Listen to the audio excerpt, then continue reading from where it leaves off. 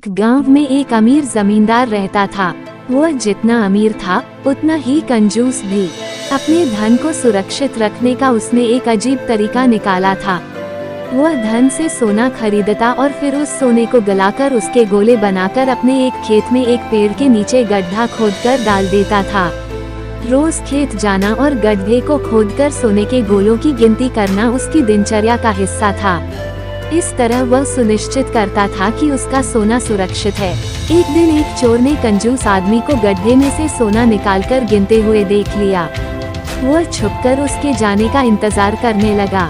जैसे ही कंजूस आदमी गया, वह गड्ढे के पास पहुंचा और उसमें से सोना निकालकर भाग गया। अगले दिन जब कंजूस आदमी खेत में गड्ढे के पास पहुंचा, तो सारा सोना नदारद पाकर रोने पीटने लगा।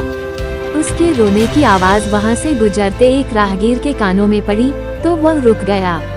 उसने कंजूस आदमी से रोने का कारण पूछा, तो कंजूस आदमी बोला, मैं लुट गया, बर्बाद हो गया, कोई मेरा सारा सोना लेकर भाग गया।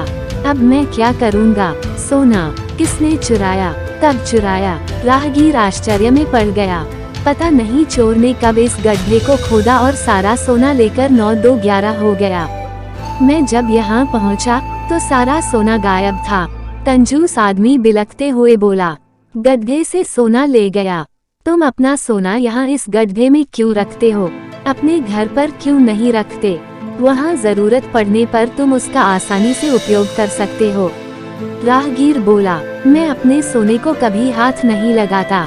मैं उसे सहेज कर रखता हूँ और हमेशा रखता, यदि वो चोर उसे चुराकर नहीं ले जाता। कंजूस आदमी बोला। यह बात सुनकर राहगीर ने जमीन से कुछ कंकड़ उठाए और उसे उस गड्ढे में डालकर बोला, यदि ऐसी बात है तो इन कंकड़ों को गड्ढे में डालकर गड्ढे को मिट्टी ढाक दो और कल्पना करो कि यही तुम्हारा सोना है, क्योंकि इनमें और तुम्हारे सोने में कोई अंतर नहीं है। ये भी किसी काम के नहीं और तुम्हारा सोना भी किसी काम का नहीं था। उस सोने का तुमने कभी कोई उपयोग ही नहीं किया, नहीं करने वाले थे। उसका होना न होना बराबर था।